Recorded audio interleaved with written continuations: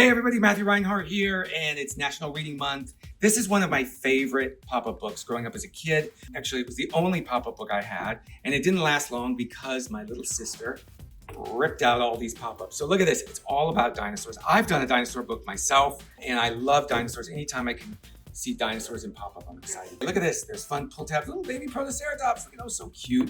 Ooh, look out, they're running through the forest. And so this has great pull tabs throughout. They're really fun. Look at the two different types of ceratopsians. This one I remember having, and my little sister ripping this one full out. This Diplodocus or Diplodocus or however you pronounce it. I loved learning about dinosaurs as a kid. I still love learning about dinosaurs. I feel like I'm learning every day. Look at that cool Stegosaurus. This was a really fun book for me growing up. There's another Protoceratops. Oh, just leaves.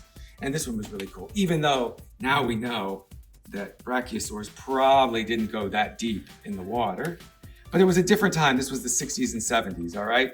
Or 70s at least, the stuff when I had it. And look at that. Everybody putting together dinosaur books. So this is one of the books that I grew up that I love that got me into reading because I didn't like to read very much, but pop-ups, boy, they pull me in. I mean, how can this not pull you in? It's so interactive and fun. It's a Random House book. There was a whole series of these books back in the 70s and 80s. I just love this one. You could probably get it on eBay or something, but this is it, my first dinosaur book. And I hope you enjoy the rest of National Reading Month and you make every month your reading month. Okay, bye-bye.